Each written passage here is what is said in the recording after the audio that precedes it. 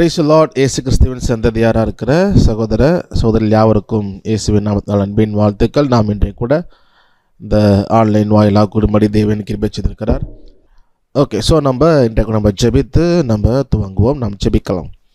எங்களை நேசிக்கிற நல்ல தகப்பனே, இந்த நாளுக்காக நன்றி செலுத்துகிறோம். இந்த நாளில் கூட தகப்பனே நம்முடைய கிருபைகளை கூட்டி சேர்த்தீங்களே, நன்றி. நான் கூட ஒரு சில காலில் கற்றுள்ள இருக்கிறோம். நாங்கள் அதை கற்றுக்கொண்டு முழுதுமாக புரிந்து கொண்டு உங்களுடைய நாமத்தின் மகிமைக்காக பயன்படுத்த நாங்கள் ஆண்டவரே தேர்ந்தவர்களாக இருக்க நீங்கள் கிருபை செய்யுங்க. எங்களை தாழ்த்தி ஒப்பு கொடுக்குறோம். இயேசுவின் நாமத்தில் ஜெபிக்கிறோம் நல்ல தகப்பனே, ஆமேன் ஆமேன். ஓகே, ஒரு சின்ன டிவோஷன் நம்ம பார்த்துட்டு நம்ம கிளாஸ்க்குள்ளே போகலாம். ஓகே, ஸோ என்ன நம்ம பார்க்க போகிறோம் அப்படின்னா, நம்ம சொல்கிறோம் இல்லையா, சுவிசேஷம், குட் நியூஸ் அப்படின்னு சொல்லிட்டு. நம்ம இந்த குட் நியூஸ் அப்படின்னு சொல்லும் பொழுது நிறைய விஷயங்களை சொல்கிறோம்.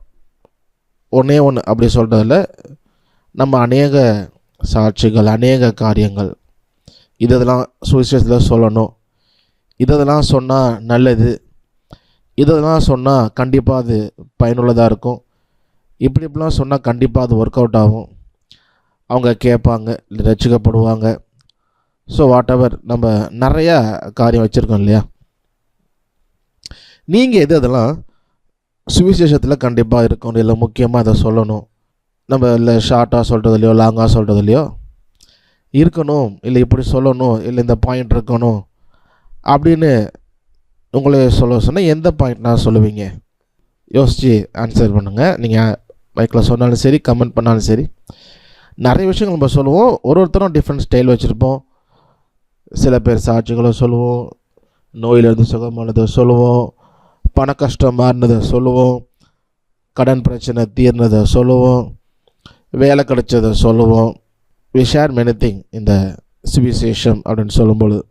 இயேசு உங்களை நேசிக்கிறார். இயேசு உங்களை நேசிக்கிறார். the shortest gospel. Jesus loves you. very good.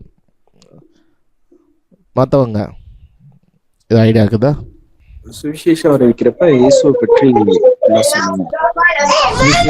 சுவிசேஷம் அறிவிக்கும் பொழுது இயேசு கிறிஸ்துவை பற்றி இல்லையா, அவரை பற்றி நம்ம சொல்கிறோம். அவருடைய பிறப்பு, அவருடைய இறப்பு, முக்கியமாக அவருடைய சிலுவை பாடுகள், இந்த ரட்சிப்பு, இந்த விஷயங்களை சொல்கிறோம். குட், கண்டிப்பாக கிறிஸ்துவை பற்றி. ஓகே, நம்ம ஸ்ட்ரெயிட்டாக அதை பார்த்துட்டு நம்ம கிளாஸ்க்குள்ளே போவோம். என்ன அப்படின்னா, இன்றைக்கு சுவிசேஷம் அப்படின்னு அநேகர் சொல்லுகிற பொழுது அவங்க அதிகமான பேர் சொல்கிற வார்த்தை என்னென்னா, சொல்கிற காரியம் என்ன அப்படின்னா, நான் கிறிஸ்துவை ஏற்றுக்கொண்டதுனால இப்போ நான் நல்லா இருக்கிறேன், நான் முன்னாடி ரொம்ப ஏழையாக இருந்தேன், கிறிஸ்துவை ஏற்றுக்கொண்ட பிறகு அவர் என்னை பணக்காரனாக மாற்றி விட்டார், எங்கள் வீட்டில் நோய் இருந்தது, எங்கள் அப்பா தாத்தாக்கோ பாட்டிக்கோ யாருக்கோ ஒருத்தருக்கு இருந்தது, அவர் இயேசு கிறிஸ்து அற்புதம் செய்தார், நோயிலேருந்து குணமாக்கினார், கேன்சர்லேருந்து சுகமாக்கினார், மரித்து போகிற ஸ்டேஜிலேருந்து உயிரை கொடுத்தார். இது போல் அற்புதங்களை சொல்லுகிறது உண்டு. இது போல் அநேகர் சொல்லும் பொழுது அது நடந்தது தான், அவங்க வாழ்க்கையில் ஆண்டவர் செஞ்ச அற்புதம் தான். அதில் எந்த டவுட்டும் கிடையாது. நிச்சயமாக கர்த்தர் அற்புதம் செய்திருக்கிறார், எனக்கும் செய்திருக்கிறார், உங்களுக்கும் செய்திருக்கிறார், எல்லாருக்கும் செய்திருக்கிறார். ஆனால் சுவிசேஷம் அறிவிக்கும் பொழுது when we say the good news, சுவிசேஷம் அப்படின்னு சொல்லும் பொழுது, எனக்கு இயேசு கிறிஸ்து இதை செய்தார், திஸ் நோயில் சுகம் கொடுத்தார், இல்லை வேலை கடை எல்லாம் வேலை கொடுத்தார், வாட்டவர் சொல்லும் பொழுது, நீங்கள் கிறிஸ்துவை ஏற்றுக்கொண்டால் உங்களுக்கும் அது போல் என்ன இருக்கும், நடக்கும். உங்களுக்கு ஆண்ட அற்புதத்தை செய்வார், உங்கள் நோயில் இருந்தார் என்ன பண்ணுவார், சுகத்தை கொடுப்பார். எனக்கு கொடுத்துருக்காருல, அப்போ அவர் பட்சபாதம் உள்ளவர் அல்ல அப்படின்னு சொல்லி சுவிசேஷத்தில் நம்முடைய சாட்சிகள், ஆண்டவர் நமக்கு செஞ்ச அற்புதங்களை அநேகர் சொல்கிறது உண்டு. ஆனால் அது கரெக்டாக நம்ம சுவிசேஷம் அறிவிக்கும் பொழுது அந்த மாதிரி சொல்லலாமா? இயேசு கிறிஸ்து செய்த அற்புதம் தான், நம்முடைய வாழ்க்கையில் செய்த அற்புதம் தான், நான் அதை இல்லைன்னு சொல்ல, எனக்கு அற்புதம் செய்திருக்கிறார், நம்ம எல்லாருக்குமே செய்திருக்கிறார். ஆனால் அதை சொல்லக்கூடாது. ஏன் சொல்லக்கூடாது? நமக்கு மாதிரி யார்? சுவிசேஷம் அறிவிப்பது எப்படி அப்படிங்கிறதுக்கு மாதிரி நமக்கு யார் அப்படின்னா, இன்றைக்கு நம்பர் 1 இருக்கிறவங்க கிடையாது. நமக்கு மாதிரி யார் அப்படின்னா, வேதாகமத்தில் அந்த அப்போஸ்தலர்கள், இயேசு கிறிஸ்துவும் அவருடைய பரிசுத்த அப்போஸ்தலர்களும் தான். நல்லா யோசிச்சு பாருங்க, இயேசு கிறிஸ்து யவீருவின் மகளை உயிரோடு எழுப்பினார். அவங்க இந்த பொண்ணு செத்து போயிட்டா, இயேசு உயிரோடு எழுப்பினார். லாசரு மரித்து போனார், இயேசு உயிரோடு எழுப்பினார். நாயின் ஒரு விதவையின் மகன் மரித்து போனான், இயேசு உயிரோடு எழுப்பினார். சீஷர்கள்லாம் கூட இருந்து பார்த்தாங்க அந்த அற்புதத்தை. ஆனால் அவர்கள் சுவிசேஷம் அறிவிக்கும் பொழுது எத்தனை முறை இந்த அற்புதத்தை சொன்னார்கள். இயேசு கிறிஸ்து எவரின் மகளை உயிரோடு எழுப்பினார். நீங்கள் கிறிஸ்து ஏற்றுக்கொண்டால் உங்களுக்கும் அவர் என்ன சொல்றது, மரித்து போனவர்களையும் உயிரோடு எழுப்புவார். அதனால் நீங்கள் கிறிஸ்துவை ஏற்றுக்கொள்ளுங்க. நாங்கள் கண்கள்னால் பார்த்த சாட்சி. இயேசு கிறிஸ்து செய்த அற்புதம் தான், அவங்க கண்ணால் பார்த்த சாட்சி, அவங்களும் கூட இருந்தாங்க. ஆனால் சுவிசேஷம் அறிவிக்கும் பொழுது அவர்கள் எந்த ஒரு அந்த அற்புதத்தையும் சொல்லவில்லை. 5 அப்பம் 2 மீன் 5000 புருஷர்கள் மட்டும் அவங்க அற்புதம் நடந்து சாப்பிட்டாங்க. திரும்ப 7 அப்பம் சில மீன். இது போல விஷயங்கள், உணவு விஷயங்களில், நோய் சுகமாகிற விஷயத்தில் இயேசு அநேக அற்புதம் செய்தார். ஆனால் அப்போஸ்தலர்கள் சுவிசேஷம் அறிவிக்கும் பொழுது ஒரு அற்புதத்தை கூட எங்கேயும் சுவிசேஷத்தில் சொல்லவில்லை. அவர்கள் சொல்லுகிற சுவிசேஷம் என்னவென்றால், நாம் பாவிகளாக இருந்தோம், கிறிஸ்து நம்முடைய பாவத்திற்காக அவர் சாபமானார், சிலுவையிலே சாபமானார், நம்முடைய பாவத்துக்காக மரித்தார். நாம் அவரை விசுவாசிக்கும் பொழுது நாம் ரட்சிக்கப்படுகிறோம், நமக்கு நித்திய ஜீவனை அவர் வாக்கு பண்ணியிருக்கிறார்.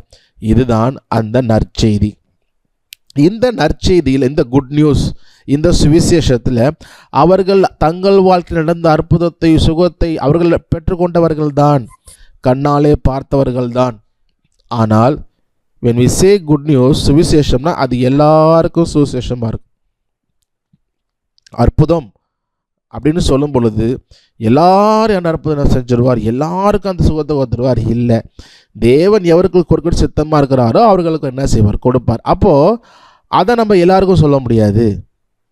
கடன் பிரச்சனை ஆண்டவர் தீர்க்க வல்லவர், சில பேர் தீர்ப்பார். ஆனால் எல்லாருக்கும் ஆண்டவர் எல்லாருக்கும் கடன் பிரச்சனை தீர்ப்பாரான்னு அப்படி இல்லை. சில பேர் ஆண்டுக்கு அதுலேயும் கூட இருப்பார், அவர் நம்ம கூட இருப்பார். அப்போது இது குட் நியூஸ் இல்லை. எல்லாருக்கும் கிடைக்கிற குட் நியூஸ் என்ன அப்படின்னா, ரட்சிப்பு, பாவ மன்னிப்பு, அப்புறம் நித்திய ஜீவனை வாக்கு பண்ணியிருக்கார். அதனால தான் அப்போஸ்தலர்கள் சுவிசேஷம் அறிவிக்கும் பொழுது தங்கள் கண்ணால் கண்ட அற்புதங்களையும் கூட ஒரு இடத்திலேயும், நாங்கள் பாருங்கள் இப்படி இருந்தோம், நீங்கள் கிறிஸ்து ஏற்றுக்கொண்டால் உங்களுக்கு இந்த அற்புதத்தை செய்வார், உங்களுக்கு அதெல்லாம் செய்வார், இல்லை இல்லை இல்லை. ஆனால் நிருபங்கள் முழுவதும் நீங்கள் வாசியுங்கள், அப்போஸ்தலர்லேருந்து வெளிப்படுத்தின வரைக்கும் வாசிங்க. சுவிசேஷம் என்று அவர்கள் அறிவிக்கும் பொழுது they never mentioned any single miracle done by Jesus. அப்போது நம்ம நல்லா புரிஞ்சுக்கணும், நம்முடைய வாழ்க்கையில் ஆண்டவர் அற்புதம் செய்திருக்கிறார் தான், உண்மை தான், எனக்கும் செய்திருக்கிறார், உங்களுக்கும் செய்திருக்கார். But when we share the gospel, good news அப்படிங்கிறது கிறிஸ்து நமக்காக மரித்து நமக்கு பாவ மன்னிப்பும் நித்திய ஜீவனும் தருகிறார் அல்லவா, அதுதான் எல்லாருக்குமான சுவிசேஷம். அதுதான் குட் நியூஸ். கிறிஸ்து நமக்காக பாடுபட்டு மரித்தார், அதுதான் சுவிசேஷம். நம்ம விடுதலை ஆகுறோமே, பாவ மன்னிப்பு, அதுதான் சுவிசேஷம்.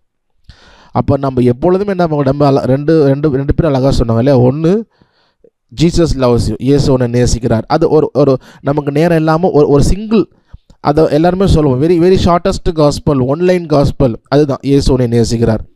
அப்போ இயேசுவா என்னையே ஒரு நேசிக்கணும் அப்படின்ற கேள்விகள் வரும்பொழுது அப்புறம் ஒன்று இருக்கா, நம்ம பதில் சொல்லி என்ன பண்ணலாம், அப்படியே நம்ம பில்டப் பண்ணலாம். பில்டப்பில் நம்ம அடுத்தடுத்த விளக்கங்களை சொல்லலாம்.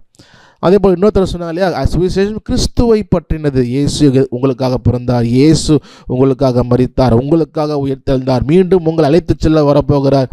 சுவிசேஷம் என்பது is all about Jesus Christ. கிறிஸ்துவை பற்றினது. என்னோட கதை கிடையாது, என் கதை உங்கள் கதையே கிடையாது. சுவிசேஷம் குட் நியூஸ் அப்படிங்கிறது கிறிஸ்துவை பற்றினது, கிறிஸ்துவின் சுவிசேஷம். ஸோ அதுதான் ரொம்ப முக்கியம். இன்றைக்கி அநேகர் சொல்லும்பொழுது என்கிட்டையும் நிறைய ஊழியக்காரர் சொல்லியிருக்கிறாங்க. என்ன அப்படின்னா, இயேசு கிறிஸ்துவை ஏற்றுக்கொள்ளுங்க, உங்கள் வாழ்க்கை ரொம்ப நல்லாயிருக்கும். இந்த பூமியில் நீங்கள் இப்போ செழிப்பாயிருவீங்க, இந்த பூமியில் கடன் பிரச்சனை மாறிடும், எல்லாம் மாறிடும், எல்லாம் அப்படி எல்லாம் இதாயிரும் அப்படின்னு உங்கள் பூமியில் இருந்து நீங்கள் இப்போ செழிப்பாயிருவீங்க, பணக்காரனாயிருவீங்க. இப்படி கொஞ்சம் நாளாக சுவிசேஷன் சொல்லிக்கிட்டே நிறைய பேர் அப்படி இருக்கிறாங்க. இன்றைக்கி மோஸ்ட்லி அதான் பார்ப்போம், 99%. அப்போது ஒரு தடவை பேசும்பொழுது அவங்களாம் சொல்கிறாங்க, நம்ம இது தப்பு பண்ணிட்டோம். நான் கூட நினச்சேன், சரி இவங்க சுவிசேஷத்தை மாற்றிட்டோம், அப்படியே தப்பாக சொல்லியிருப்பாங்களான்னு பார்த்தா அதை தப்பு சொல்லலை. என்னென்னா நம்ம சுவிசேஷம் அறிவிக்கிறோம், இயேசு ஏற்றுக்கிட்டா நீ ரொம்ப சூப்பராக டாப்பில் வந்துடுவீங்க, ஐஸ்வர்யம் ஆயிடுவீங்கன்னு சொல்கிறோம், நம்மளே ஆகலையே, அப்புறம் அவன் எப்படி இயேசு ஏற்றுக்குவான்? அப்போ என்ன பண்ணும், நம்ம முதல்ல பணக்காரன் ஆகிட்டு அப்படி சொன்னால் தானே கேட்பான். நம்மளே அப்படி ஓட்டாண்டு சொன்ன அப்படி கேட்பான். அப்போ நம்ம என்ன பண்ணணும், முதல்ல நம்ம பணக்காரன் ஆகணும். அதுக்கு வசனங்களை சொல்கிறதும் பாட்டை பாடுறதும் எழுதுறதும் ஜபிக்கிறதும் இப்படியே போயிட்டுருக்கிறான். இயேசு எப்படி ஏற்றுக்குவான் நம்மளே ஓட்டாண்டே இருந்தா? அப்போ சுவிசேஷத்தை கேட்க மாட்டேங்கிறான், சுவிசேஷத்தை விசுவாசிக்க மாட்டேங்கிறாங்க. எப்படி விசுவாசிப்பாங்க? இயேசு ஏற்றுவங்க லைஃப் மாறும் அப்படின்னா எப்படி விசுவாசிப்பாங்க? நம்மளே ஓட்டாண்டியாக இருக்கிறோமே அப்படின்னு. அப்போஸ்தலர்கள் அவங்க வாழ்க்கையில் ரொம்ப ஏழ்மையில் தான் இருந்தாங்க, ரொம்ப கஷ்டப்பட்டாங்க தான். ஆனால் பிரச்சனை என்ன? பிரச்சனை சுவிசேஷத்தை மாற்றிட்டோம், அதான் பிரச்சனை. சுவிசேஷம் என்ன, அவன் பூமியில் பணக்காரனாக்கு ஒரு ஆண்டவர், அதான் சுவிசேஷம் இல்லையே. அவங்க எங்கேயாவது சொன்னாங்களா புதிய ஏற்பாட்டில்? அவங்க பிரசங்கித்த சுவிசேஷம் கிறிஸ்துவை பற்றினது, நமக்கு பாவ மன்னிப்பு, சாப விடுதலை, ஆண்டவர் நித்திய ஜீவனை வாக்கு பண்ணினார், அவர் வர நம்ம எதிர்பார்த்து கொண்டிருப்போம், அவ்வளோதான். இதுதான் அவங்க பிரசங்கிக்கிறாங்க. அவங்க அப்படி தான் இருந்தாங்க, சுவிசேஷம் பிரசங்கித்தாங்க, எந்த பிரச்சனையும் இல்லை, அவங்க அதை பற்றி சொல்லவே இல்லையே. இன்றைக்கி சுவிசேஷத்தை மாற்றிட்டு நீ ஆண்டவர் ஏற்றுக்கோ, நீ பூமியில் உனக்கு பணக்காரனை வைப்பார், டாப்பில் வைப்பார் அப்படின்னு சுவிசேஷத்தை மாற்றி சொல்லிவிட்டு இப்போ நம்ம சொல்கிறோம் சுவிசேஷத்தில் பவர் இல்லை அப்படிங்கிறாங்க. நம்ம முதல்ல பணக்காரன் அவனை சொல்லிவிட்டு நினைக்கிறதும் பாடுறதும் பிரசங்க வைக்கிறதும் கேட்குறதும் எல்லாம் என்ன தான், நாம் சீக்கிரம் ரெடி பணக்காரன் ஆகிறது. அவரகாமுடைய செழிப்பு நமக்கு வந்துடணும், ஈசாக்குடைய செழிப்பு நமக்கு வந்துடணும், அவருடைய நமக்கு வந்துடணும். சில பேர் ரொம்ப நம்ம பெரிய ஊழியக்காரர்கள், சோ கால்டு என்ன சொல்கிறது, பிக் பாஸ்டர், சோ கால்டு அழைக்கிற, அதாவது பெரிய ஊழியக்காரர் அழைக்கப்படுகிற அநேகர் சொல்கிறாங்க, நான் எனக்கு ஒரு ஆவிக்குரிய தகப்பன் நான் வைத்துக்கொண்டேன். யார்? ஆபிரகாமின் ஆவிக்குரிய தகப்பனாக வைத்துக்கொண்டேன். நீங்களும் ஆவிக்குரிய தகப்பனாக அந்த மாதிரி வச்சுக்கோங்க. ஏன்னா யார் வச்சுக்கோங்க? ஈசாக்கு யாக்கோபு வச்சுக்கோங்க. இதுக்கு ஆவிக்குரிய தகப்பனா அவர் செல்வ சீமானாக இருந்தார். நான் செல்வ சீமானாக இருக்கணும், நீங்களும் செல்வ சீமானாக இருக்கணும்.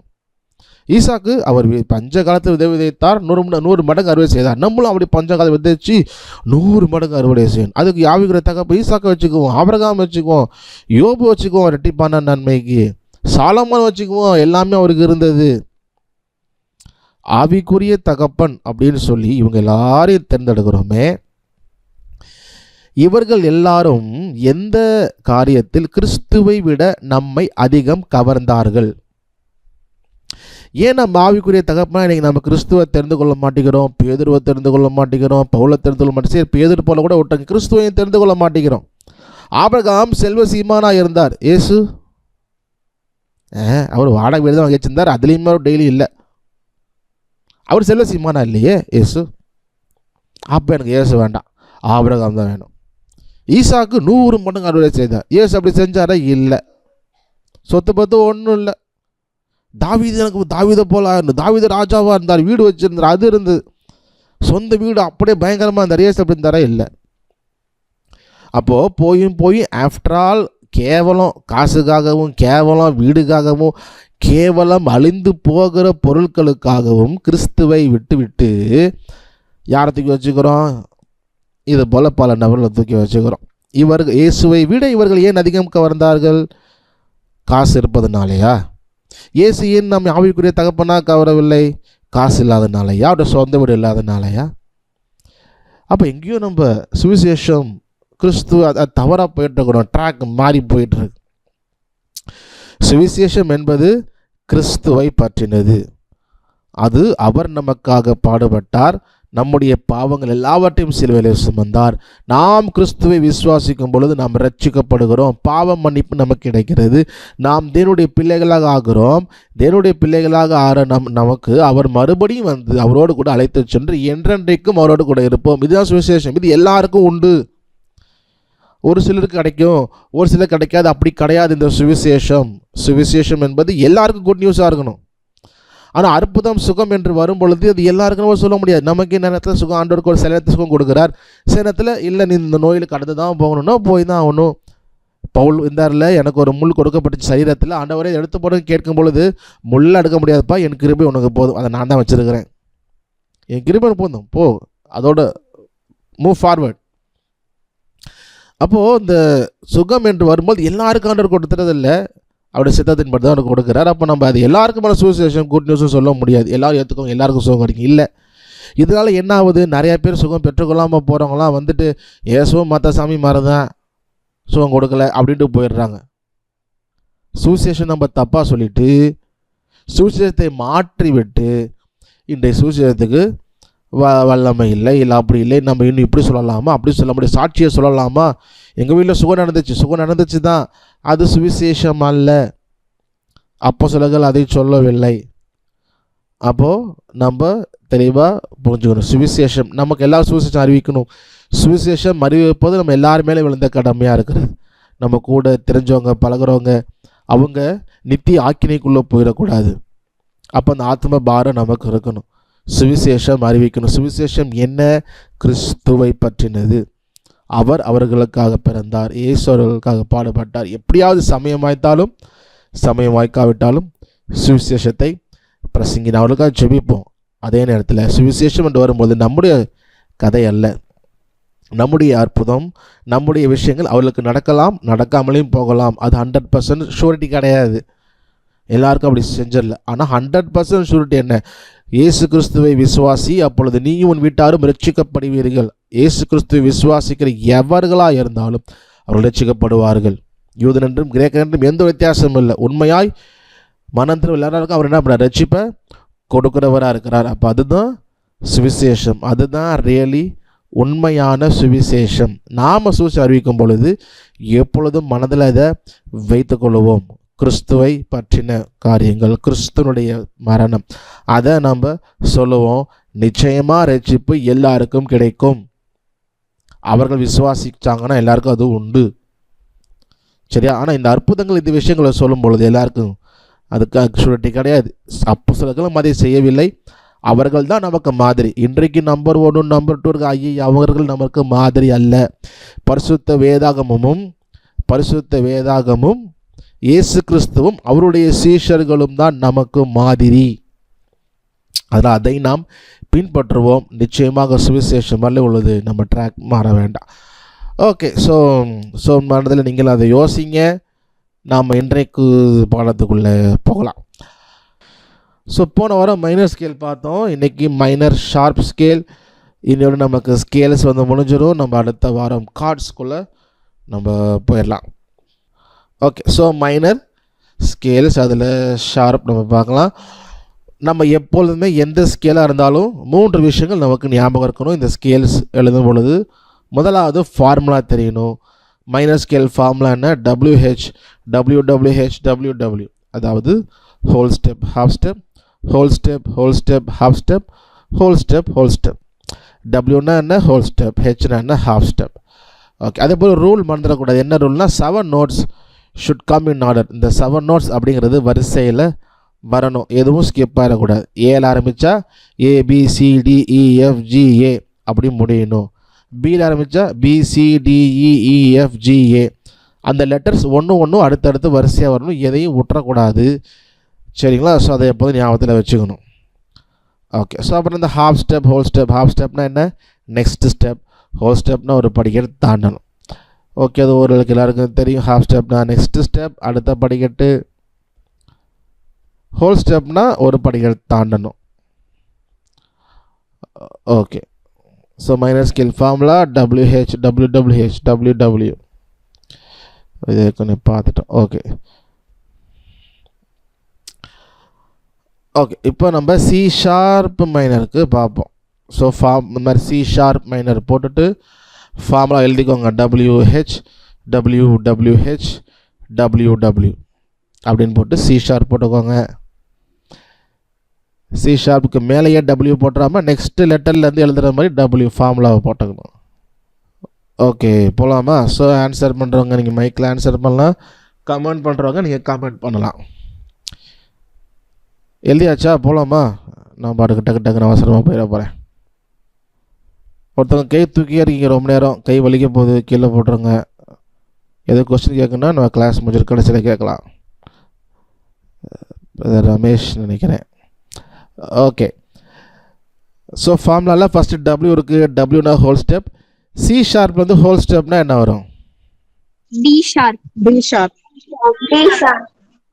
D sharp D sharp D sharp okay, D D sharp. Sharp D sharp என் கால ஷார்ப்னு உள்ளது, sharp. Okay, D sharp.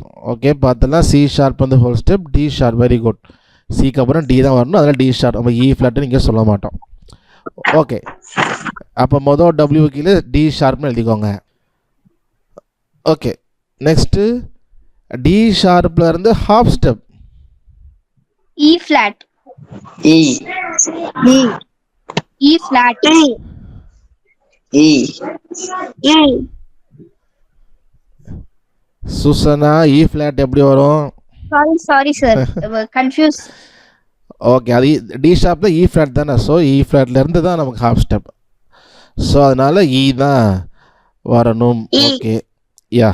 So D ஷார்ப்லேருந்து ஹாஃப் ஸ்டெப் இ.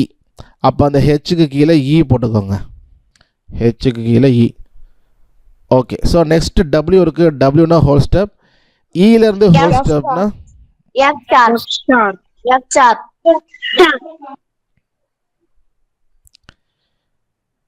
F sharp. ஓகே, ஸோ எல்லாருமே வெரி குட். டான் வெரி ரொம்ப டக்கு ஆன்சர் பண்ணுறீங்க. பார்த்துடலாம். Yes, very good. எல்லாருமே கேட்டால் சொல்லிக்கிறீங்க. ஈலேருந்து ஹோல் ஸ்டெப் எஃப் ஷார்ப். அப்போது அந்த டபிள்யூ கீழே எஃப் ஷார்ப் போட்டுக்கோங்க. அடுத்து ஒரு டபிள்யூ இருக்குது. டபிள்யூனா ஹோல் ஸ்டெப். எஃப் ஷார்ப்லேருந்து ஹோல் ஸ்டெப்னா D sharp. டி ஷார்ப்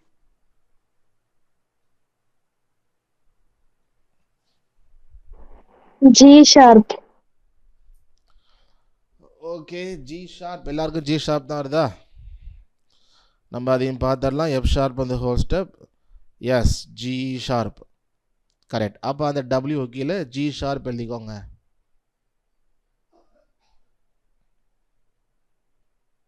கொண்டு போடாத ஆன் பண்ற மைக். ஓகே, நெக்ஸ்ட் பார்ப்போம். நெக்ஸ்ட் ஹெச் இருக்கு. ஜி ஷார்ப்ல இருந்து ஹாஃப் ஸ்டெப் ஏ ஏ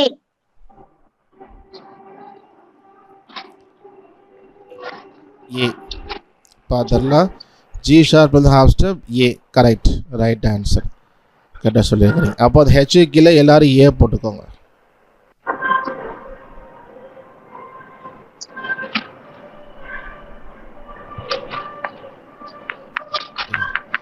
ஓகே, நெக்ஸ்ட் இப்போ ஏலேருந்து டபிள்யூ. ஏலேருந்து ஹோல் ஸ்டெப்னா B. பி. ஓகே, ஏலேருந்து ஹோல் ஸ்டெப்னா பி. அப்போ அந்த டபிள்யூ கீழே பி எழுதிக்கோங்க.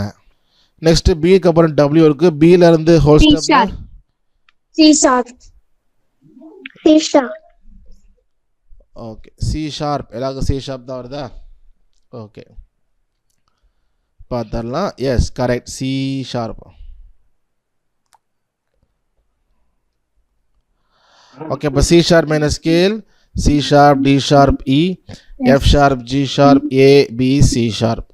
ஃபிங்கர் நம்பர் 1 2 3 1 2 3 4 5 தான். அதை எழுதிக்கோங்க கீழேயே வேணும்னா.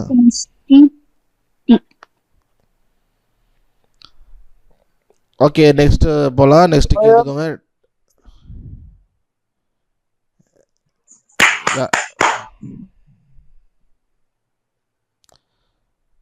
ஓகே, டி ஷார்ப் மைனர் அடுத்து பார்ப்போம். டி ஷார்ப் மைனர் ஃபார்முலா எழுதிக்கோங்க. WH WWH WW. ஓ, நான் கமெண்ட் கீழே போலையா?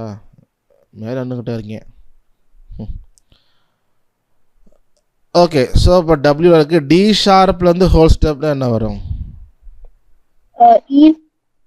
E sharp. E flat. E flat. D sharp D ஷார்ப்லேருந்து ஹோல் ஸ்டெப்பு இ ஃப்ளாட்டா? E flat F. எஃப். என்ன டக்குன்னு ஆன்சர் பண்ணீங்கன்னு பார்த்தேன். தடுமாறி ஈஸியாக தான் இருக்குது. இ ஃப்ளாட்னா டி ஷார்ப் தானே இ ஃப்ளாட்டு. அப்போ அங்கேருந்து ஹோல் ஸ்டெப்னா எப்படி இ ஃப்ளாட்டே வரும்? E sharp.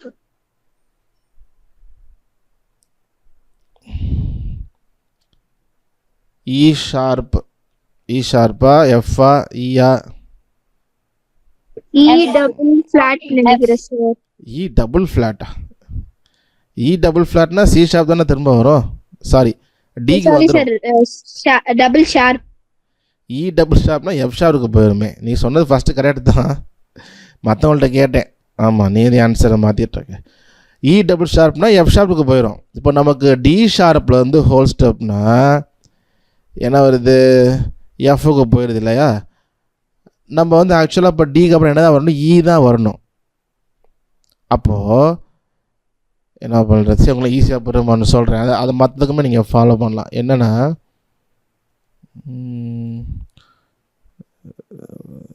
Presenter பாயிண்டரா pen. Okay, so எப்படி நீங்கள் போடலாம் அப்படின்னா, இப்போ டி ஷார்ப் வந்து ஹோல் ஸ்டெப்னா என்ன கீ வருது? எஃப்க்கு போயிடுது இல்லையா? அது டவுட் இல்லையா? இப்போ டி ஷார்ப் 4 இருக்குது. நல்லா கவனிங்க. டி ஷார்ப்பு 4 இருக்குது. 4 வந்து ஹோல் ஸ்டெப்னா 6, அதாவது 5 விட்டுட்டு 6. 4 இருந்து ஹோல் ஸ்டெப்னா 6. 6ல் என்ன இருக்குது? எஃப். நமக்கு என்ன வரணும்? டிக்கு அப்புறம் இ வரணும். அப்போ நீங்கள் என்ன பண்ணணுன்னா, மேலே இ எழுதிட்டு கீழே எஃப் போட்டுக்கணும். ஓகேவா? ஸோ டி ஷார்ப்ல ஹோல் ஸ்டெப் எஃப் போயிடுது. நமக்கு டிக்கு அப்புறம் என்ன தான் வரணும்? இ தான் வரணும். அப்போ இஏ மேலே எழுதிட்டு கீழே எஃப் எழுதிட்டு இப்போ என்ன பண்ணணுன்னா, ஈலேருந்து எஃப் எத்தனை ஷார்ப்புன்னு கணக்கு பண்ணணும். ஈலேருந்து எஃப் எத்தனை ஷார்ப்? இங்கே இப்போ இ இருக்கா? ஈலேருந்து எஃப் எத்தனை ஷார்ப்னா ஒரு ஷார்ப். ஷார்ப்னா என்ன? பிச்சு ஹையராக போக போக ஷார்ப் அப்படின்னும். ஈலேருந்து எஃப் ஒரு ஷார்ப். ஈலேருந்து இங்கே ஜி ஃப்ளாட் போகும்போது இ டபுள் ஷார்ப். ஈலேருந்து ஜி போனால் இ ட்ரிபிள் ஷார்ப். 4 ஷார்ப், 5, 6, 7 அப்படியே ஷார்ப் எண்ணிக்க வேண்டியதான். ஜஸ்ட்டு ஒரு கீ போகிறப்போ 1, 2, 3 எண்ணிக்க வேண்டியதான் ஷார்ப்பு. அப்போது ஈலேருந்து எஃப் வந்து ஈங்க ஈலேருந்து எஃப் எத்தனை ஷார்ப்னா ஒரு ஷார்ப். அப்போது இ ஒரு ஷார்ப். புரிஞ்சுதா? Yes sir. ஓகே, எங்கே எரேசர் இருக்குது? Screen pointer eraser. ஓகே, அப்போது டி ஷார்ப்பில் வந்து ஹோல் ஸ்டெப் எஃப்க்கு போயிடும். நமக்கான ஈன்ற பேர்னால இ ஷார்ப். ஸோ நான் சொன்ன மாதிரி நீங்கள் என்ன பண்ணலாம்? இ ஷார்ப் போட்டு கீழே எஃப்னு கூட எழுதிக்கலாம். நம்ம வாசிக்கிறப்ப எஃப் தான் வாசிப்போம். நல்லா கவனிங்க. நான் ஏற்கனவே சொன்னது போல் 7 நோட்ஸ் ஆர்டரில் வரணும் அப்படின்றதுக்காக நம்ம என்ன செய்கிறோன்னா, சொல்லும் பொழுதும் எழுதும் பொழுது தான் இப்படி இ ஷார்ப்னு சொல்கிறோம். ஆனால் வாசிக்கும் பொழுது எஃப் தான் வாசிக்க போகிறோம். ஸோ வாசிக்கிறப்ப எந்த ஒரு குழப்பமும் நமக்கு கிடையாது. அப்படியே அப்படி சொல்கிறோம், 7 notes should come in order. டிக்கு அப்புறம் எஃப் போயிட்டால் ஈயை விட்டுருவோம். அந்த மாதிரி தியரில் வர முடியாது. அதனால தான். சரியா? Okay, E sharp. இ ஷார்ப்னா எஃப், கீழே எஃப் கூட போட்டுக்கலாம். நெக்ஸ்ட்டு ஹாஃப் ஸ்டெப் இருக்குது. எஃப்லேருந்து ஹாஃப் ஸ்டெப்னா எஃப் ஷார்ப். F sharp. எஃப்லேருந்து ஹாஃப் ஸ்டெப் அப்படின்னா எஃப் ஷார்ப். நமக்கு இப்போ ஏற்கனவே இ வந்திருக்கு இல்லையா? ஈக்கு அப்புறம் எஃப் தான் வரணும். அப்போ எஃப் ஷார்ப் வந்துருக்கு. ஈலேருந்து இ ஷார்ப்லேருந்து, அதாவது எஃப்லேருந்து ஹாஃப் ஸ்டெப் எஸ் ஷார்ப். அப்போ ஹெச்இக்கில் எஃப் ஷார்ப் போட்டுக்கலாம். நமக்கு வந்து 7 நோட்ஸ் ஆர்டரில் வரலன்னா தான் நம்ம என்ன பண்ணுவோம்? ஷார்ப்பு போடணுமா, டபுள் ஷார்ப் போடணுமா, இதெல்லாம் யோசிப்போம். எப்போனா 7 நோட்ஸ் ஆர்டரில் வரல, ஈக்கு அப்புறம் ஜி போயிடுது, அந்த மாதிரி போனால் தான். ஆர்டரில் வருது டிஇஎஃப், அது மாதிரி ஆர்டரில் வருதுன்னா நம்ம ரொம்ப டக்குன்னு அது அப்படியே எஃப் ஷார்ப்போ எஃப்ஓ நம்ம அப்படியே என்ன பண்ணிடுவோம்? ஃபார்முலாவில் வரதை நம்ம அப்படியே எழுதிடுவோம். Okay, so F sharp. அடுத்து பார்த்தீங்கன்னா டபிள்யூ இருக்குது. ஸோ எஃப் ஷார்ப்பில் வந்து whole step G sharp. G sharp. Okay, so check பண்ணி பார்த்துடலாம். எஃப் ஷார்ப்லேருந்து whole step G sharp. Very good, correct. எல்லாமே கரெக்டாக சொல்லியிருக்கிறீங்க. G sharp. G sharp is the right answer. அப்போ அந்த டபிள்யூ கீழே ஜி ஷார்ப் போட்டுக்கோங்க.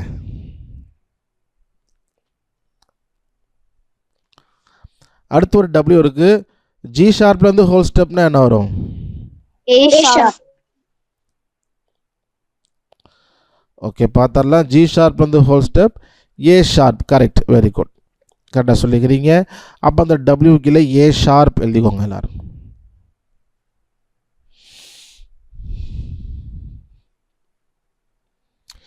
ஏ ஷார்ப். அடுத்து ஹெச் இருக்குது. ஏ ஷார்ப்பில் வந்து ஹோல் ஸ்டெப்னா D.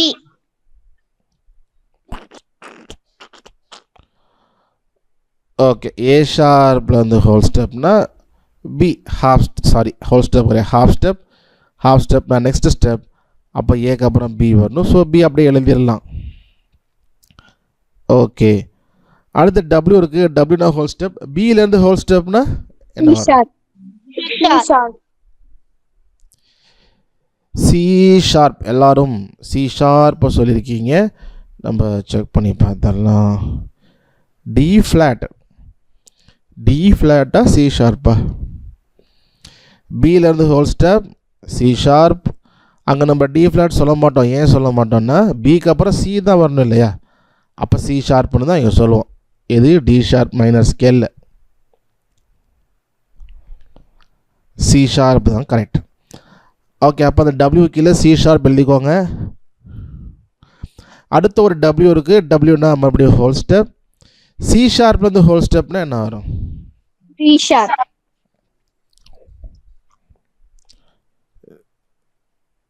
D sharp. நம்ம டி ஷார்ப்பில் தான் ஆரம்பிச்சிருக்கோம். டி ஷார்ப்லேருந்து தான் முடியணும். ஆனால் ஃபார்முலாம் கரெக்டாக வரணும். நம்ம கரெக்டாக போட்டிருந்தோன்னா கரெக்டாக வந்துடும். சி ஷார்ப் வந்து ஹோல் ஸ்டெப் டி ஷார்ப். அப்போ அந்த கடைசி டபிள்யூ கீழே டி போட்டுக்கோங்க. டி ஷார்ப் போட்டுக்கோங்க. So okay, this is the D sharp minor scale. D sharp, E sharp, F sharp, G sharp, A sharp, B, C sharp, D sharp. Okay. அடுத்து இந்த 3 இருக்குது. F sharp minor, G sharp minor, A sharp minor. அது 3 homework.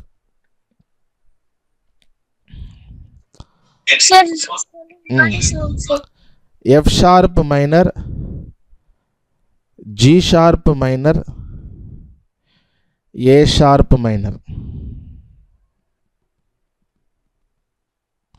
இது 3 ஹோம்ஒர்க்கில் நீங்கள் எழுதி அனுப்புங்க. Next நம்ம flat பார்ப்போம். நம்ம ஏற்கனவே சொன்னது போல் flat minor, D flat minor. நம்ம இப்போ சி ஷார்ப் மைனர் பார்த்தோம் இல்லையா? சி ஷார்ப் மைனர் அதே நோட்ஸ் தான் டி ஃப்ளாட் மைனருக்கு வரும். ஆனால் நம்ம சி ஷார்ப் மைனரில் சி ஷார்ப், டி ஷார்ப் அப்படி சொல்லிட்டு போயிருப்போம். ஃப்ளாட்டில் நம்ம பார்க்கும் பொழுது டி ஃப்ளாட், இ ஃப்ளாட் அந்த ஃப்ளாட் யூஸ் பண்ணிப்போம். எதுக்கு நம்ம ரெண்டையுமே எழுதுகிறோம்? ஒரே நோட்ஸ் தான் வாசிக்க போகிறோம் தானே. ஒரே நோட்ஸ் தான் வாசிக்க போகிறோம். சில இடத்துல நம்ம இந்த ஸ்கேல் சொல்லும் பொழுது சில இடத்துல நமக்கு வந்து ஃப்ளாட் மேஜர், சில இடத்துல நம்ம சொல்கிறதுக்கு ஈஸியாக இருக்கும். இல்லை மனசில் வச்சுக்கிறதுக்கு மனப்பாடம் பண்ணுறதுக்கு ஈஸியாக இருக்கும். அதை நம்ம ரெண்டும் எழுதி முடிச்சுட்டு பார்த்தோம்னா நல்லாவே தெரியும். சரி, okay. D flat minor formula எழுதிக்கோங்க. WH WWH WW. ஓகே, பார்க்கலாம். டி ஃப்ளாட்லேருந்து ஹோல் ஸ்டெப்னா என்ன வரும்? E flat. E flat. E flat. E flat. எல்லாருக்கும் இ ஃப்ளாட் தான் வருதா? E flat. E flat. E flat பார்த்துடலாம். டி ஃப்ளாட்லேருந்து whole step E flat correct. நமக்கு டிக்கு அப்புறம் இ வரணும். இ ஃப்ளாட்டுக்கு போயிருக்கு. அப்போ இ ஃப்ளாட் மொதல் டபிள்யூ கீழே இ ஃப்ளாட் எழுதிக்கோங்க.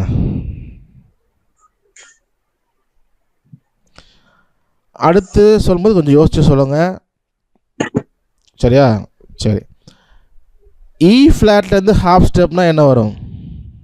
F flat. F flat. E sir. E. E F. Susanna F flat சொல்லியிருக்கிறாங்க. வேறு யாருக்காவது? எஃப் அப்புறம் இ. What's the answer?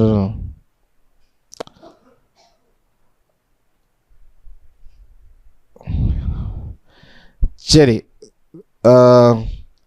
சூசன்னா சொன்னது தான் கரெக்ட். ஸோ என்ன அப்படின்னா, நான் ஏற்கனவே சொன்னது போல் நம்ம ஷார்ப்புக்கு எப்படி நம்ம இ ஷார்ப் யூஸ் பண்ணுறோம். இ ஷார்ப்னு கீ கிடையாது. இ ஷார்ப்னு சொன்னால் அது எஃப் தான். அதே போல் பி ஷார்ப்னு சொன்னால் அது சி தான். அதே போல் சி ஃப்ளாட் அப்படின்னு சொன்னால் சி ஃப்ளாட்னு கீ கிடையாது. சி ஃப்ளாட்னா பி தான். அதே போல் எஃப் ஃப்ளாட்னா இ தான். ஸோ அது எப்படி எழுதலாம் அப்படின்னா, இ ஃப்ளாட்லேருந்து ஹாஃப் ஸ்டெப் என்ன போயிடுது? இ போயிடுது. நமக்கான ஈக்கு அப்புறம் என்ன வரணும், எஃப் தான் வரணும் இல்லையா? ஸோ நமக்கு என்ன வரணும், எஃப் தான் வரணும். ஸோ எஃப் தான் மேலே வரணும். ஆனால் நமக்கு என்ன வருது, இங்கே இ வருது. நமக்கு வர வேண்டியது மேலே எழுதிக்கணும், ஆனால் ஆக்சுவலாக வந்திருக்கிறத கீழே எழுதிக்கணும். இப்போ எஃப்லேருந்து இ, நம்ம முன்னாடி என்ன பார்த்தோம், இலேருந்து எஃப் அப்படின்னு ஷார்ப் பார்த்தோம். இப்போ எஃப்லேருந்து இ அப்படின்னு சொல்லும்போது எஃப் எங்கே இருக்குது, 6ல் இருக்குது, 6ஆம் நம்பரில் இருக்கா, இந்த ஸ்டெப்பில் இருக்குது, இந்த ஸ்டெப்பில் இருக்குது. இ எங்கே இருக்குன்னா இங்கே இருக்குது, 5th ஸ்டெப்பில் இருக்குது. இப்போ எஃப்லேருந்து இ நம்ம ரைட் சைடு போகிறப்ப ஷார்ப்புன்னு பார்த்துட்டே போவோம். ரிட்டர்ன் வரும்பொழுது லெஃப்ட் சைடில் இல்லை படிக்கட்டு இறங்கி வரும்பொழுது ஃப்ளாட்டுன்னு நம்ம பார்ப்போம். அப்போது எஃப்லேருந்து இ எத்தனை ஃப்ளாட் அப்படின்னா ஜஸ்ட் ஒரே ஒரு படிக்கட்டு, ஒரு ஹாஃப் ஸ்டெப் தான். அப்போது எஃப்லேருந்து இ எத்தனை ஃப்ளாட்னா ஒரு ஃப்ளாட்.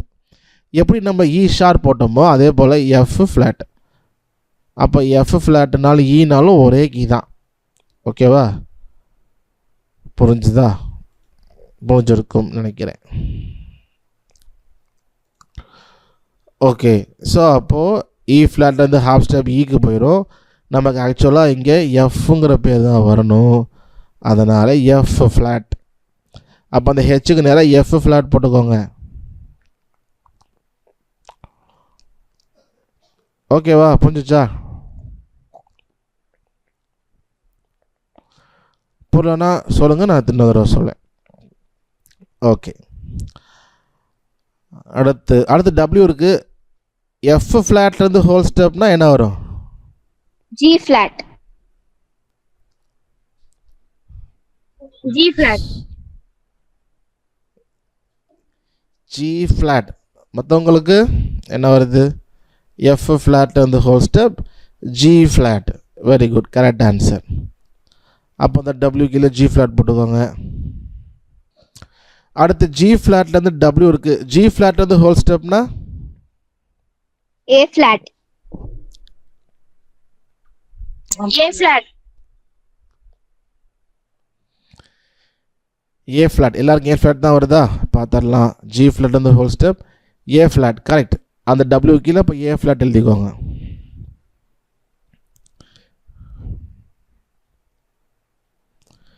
இப்போ நீங்கள் கொஞ்சம் யோசிச்சு ஆன்சர் பண்ண. அடுத்ததுக்கு நல்லா பொறுமையாக யோசிச்சு பண்ணுங்கள்.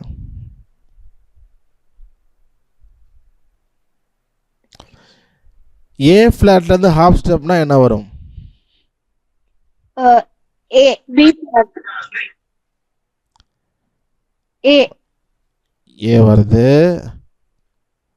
அங்கே ஏ போடலாமா? எழுதலாமா ஏன்னு? B double flat.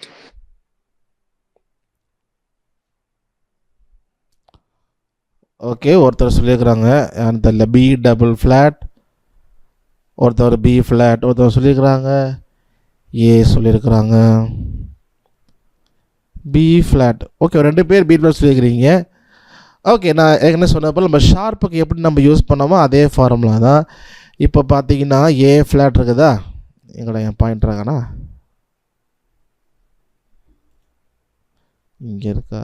ஓகே, இப்போது ஏ ஃப்ளாட்லேருந்து ஹாஃப் ஸ்டெப் என்ன வருது? ஏ தான் வருது. நமக்கான என்ன வரணும்? ஏக்கு அப்புறம் பி தான் வரணும் இல்லையா? ஸோ நமக்கு பி தான் வரணும். அடேச்சே, பெருசாக போட்டேனே. ஓகே, நமக்கு பி தான் வரணும். நம்ம என்ன பண்ணலான்னா பியை போட்டுக்கலாம். நம்ம ஃப்ளாட் அப்படி எழுதிக்கலாம், பட் பி தான் வரணும். நமக்கான என்ன வருது? ஏ வருது. ஓகே, ஏ ஃப்ளாட்லேருந்து ஹாஃப் ஸ்டெப் ஏ தான். நமக்கான ஏக்கு அப்புறம் பி தான் வரணும். இப்போ என்ன பண்ணணும்னா பியிலேருந்து ஏ எத்தனை ஃப்ளாட்டுன்னு பார்க்கணும். இப்போ ஏலேருந்து பின்னா நம்ம ஷார்ப்புன்னு பார்த்த மாதிரி, இப்போ பியிலேருந்து ஏ, மேலே பி கீழே ஏ இருக்கிறதுனால இப்போ பி எங்கே இருக்குது? 12ல் இருக்கா? பி எங்கே இருக்குது? இங்கே இருக்குது, 12th ஸ்டெப்பில் இருக்குது. அடுத்து ஏ எங்கே இருக்குது? இங்கே இருக்குது, 10வது ஸ்டெப்பில் இருக்குது.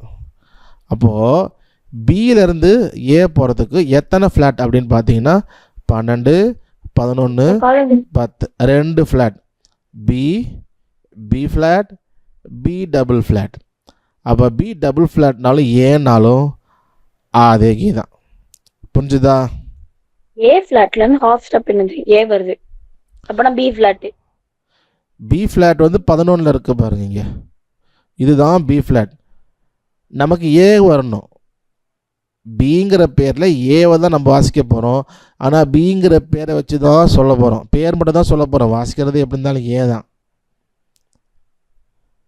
அப்போது பி ஒரு ஃப்ளாட், பி 2 ஃப்ளாட் அப்படின்னு நீங்கள் வச்சுக்கலாம். 1 2 கூட வச்சுக்கலாம். பி கீழே ஃப்ளாட் வரும்போது 1 2 எண்ணிட்டாவே போதும்.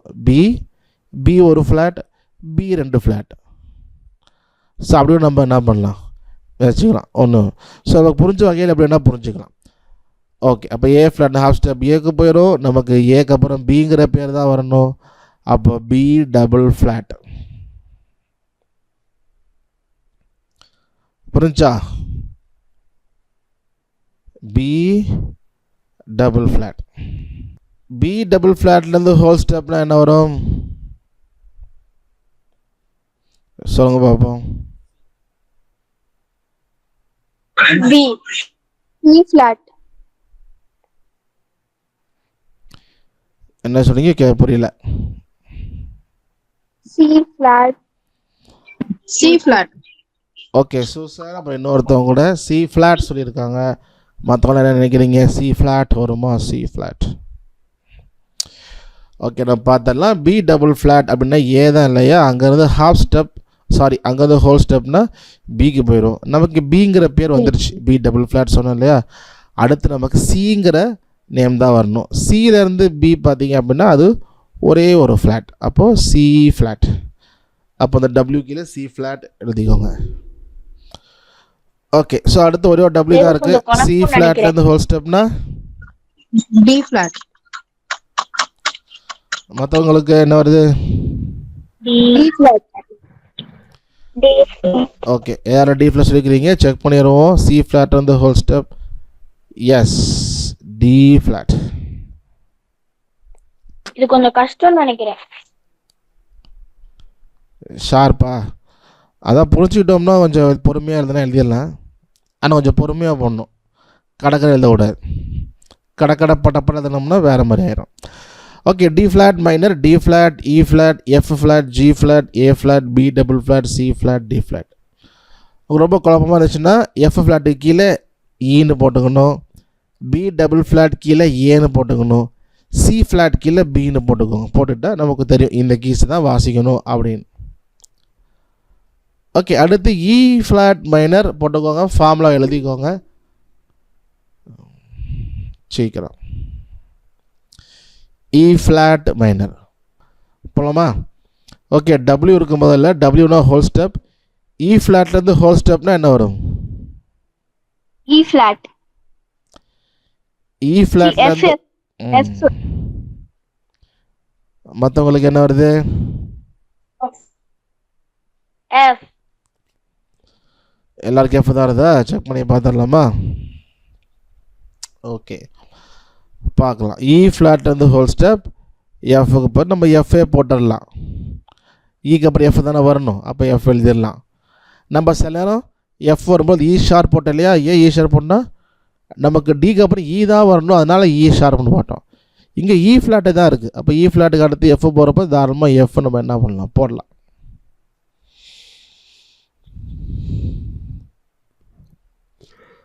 ஓகே, அடுத்து ஹெச் இருக்குது. எஃப்லேருந்து ஹாஃப் ஸ்டெப் என்ன வரும்? G flat. G flat. G flat.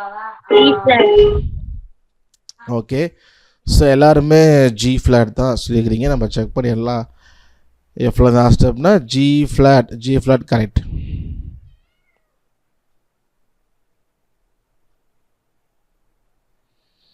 G flat தான் ரைட் ஆன்சர். அப்போ ஹெச் கீழே டபிள்யூ போட்டுக்கோங்க.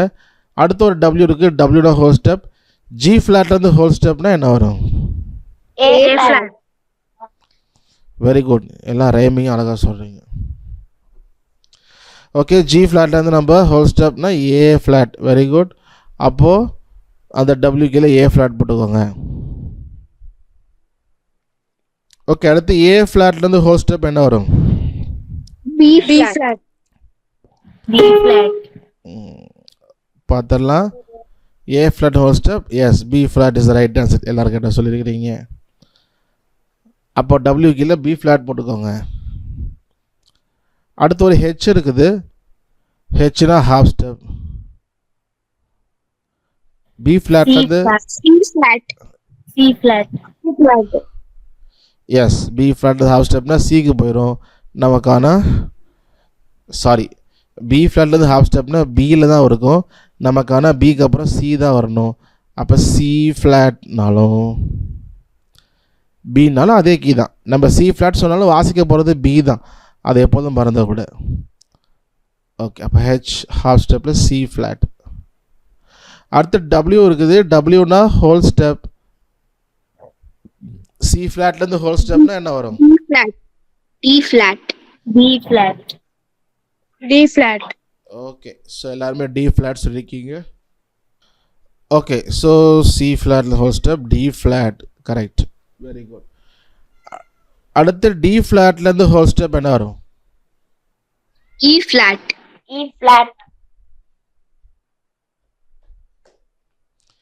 இ ஃப்ளாட் பார்க்கலாம்.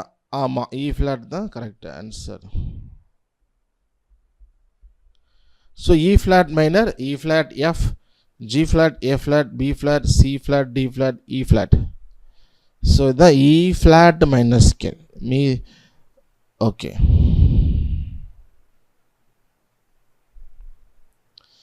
நம்ம ஃப்ளாட்லேயுமே இன்னும் 3 இருக்குது. என்ன ஃப்ளாட் அப்படின்னா G flat minor, A flat minor, B flat minor.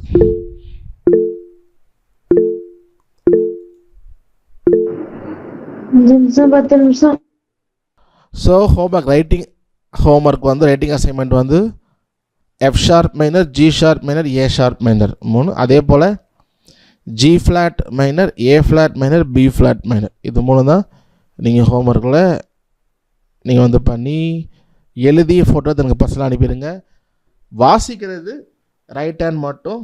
இந்த 5 ஸ்கேலும் ஷார்ப்னாலும் ஃப்ளாட்னாலும் நம்ம வாசிக்க போகிறது அதே தான். அதனால் 10 ஸ்கேல் வச்சுக்காதீங்க, 5 தான் நம்ம வாசிக்க போகிறோம். ஸோ அப்போ அந்த 5 மட்டும் வாசித்து ரைட் ஹேண்டில் வீடியோ எடுத்து எனக்கு குரூப்பில் அனுப்புங்க. ஓகே, எழுதுறது F sharp minor, G sharp minor, A sharp minor, G flat minor, A flat minor, B flat minor.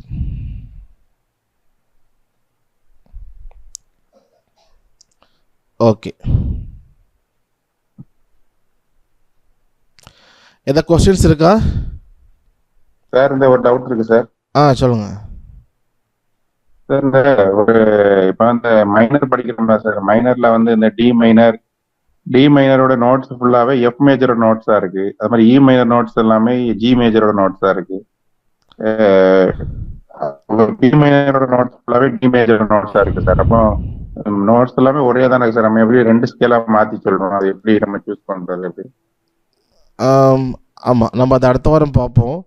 அதாவது ரிலேட்டிவ் ஸ்கேல்ஸ்னு பார்ப்போம். ஒரு மேஜர் ஸ்கேலுக்குமே மைனர் ஸ்கேலில் ஒன்று மேட்ச் ஆகும். Okay, so relative scales, relative minor இல்லை ரிலேட்டிவ் மேஜர் அப்படின்னு நம்ம பார்ப்போம்.